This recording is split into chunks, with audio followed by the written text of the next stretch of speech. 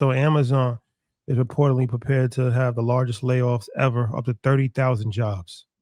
Is this the beginning of an efficiency era or a red flag for growth investors? I think a combination. What's really Ah, fascinating, okay, okay. I was gonna say both. All right, got you got it. um, but okay, so of course the headline is sensational.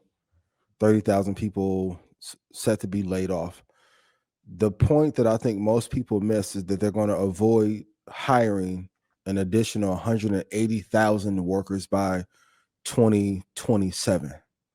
So that tells you, because they're the second biggest employer, um, strong workforce.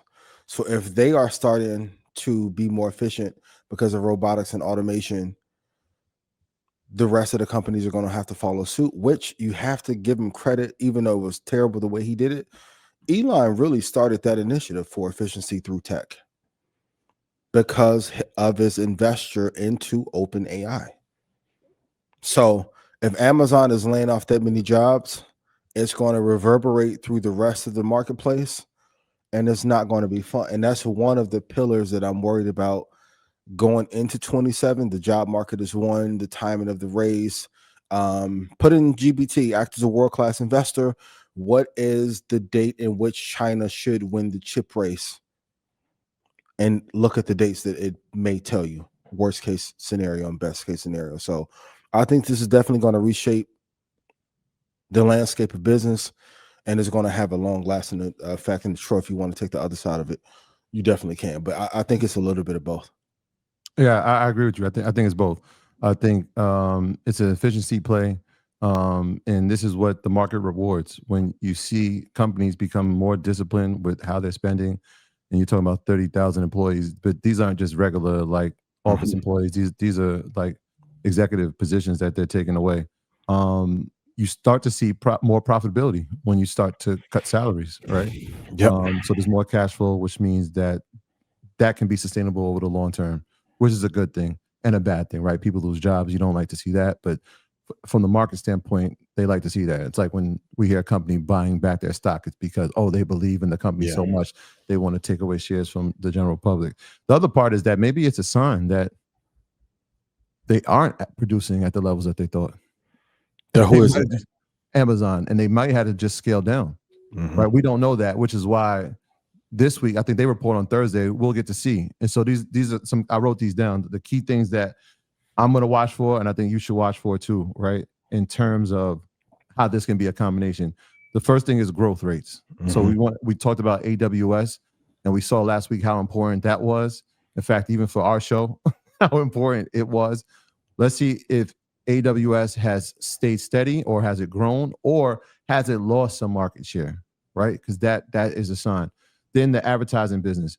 Let's see if there's a growth there in advertising, because people forget how much in advertising that Amazon makes. We always Yep. talk about Google and YouTube and advertising, but Amazon makes an absolute killing. Then e-commerce, the international, right? Have they expanded? Because that was one of those things when we talk about, yes, they've dominated here, but they have an international presence. Yes. Is there growth here? And is there growth in the international e-commerce? Those are the things that I'm watching for, because it is one of my favorite companies.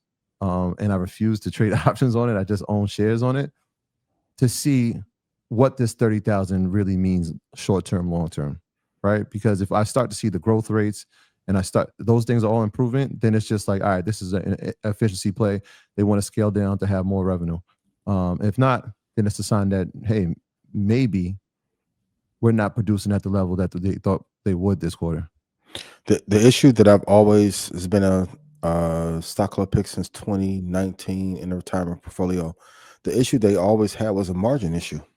And so I'll be very clear, gross margin 48%, Small. net margin is 10.5% for a company that is almost a monopoly to be that big. That is a historically low profit margin. Mm-hmm. They're going to find a way to do anything they can now that it's acceptable to get the human capital costs off the balance sheet to drive profit up.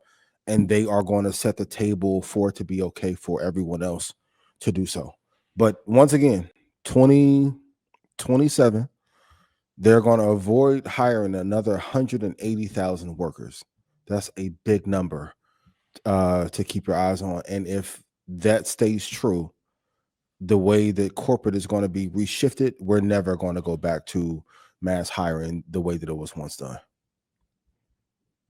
Yeah. Yeah. And that profit margin is actually improved. We've seen it at like 5. Yeah. 4%. Right? When you said 10, I was like, oh shit. Yeah. It's actually improving. 10.55. Yep. And they're one of the leaders in terms of CapEx spend when it comes to AI.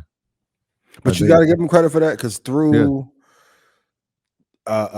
truncated net margin, they've always invested for the future, and now they are in a position to take advantage of it.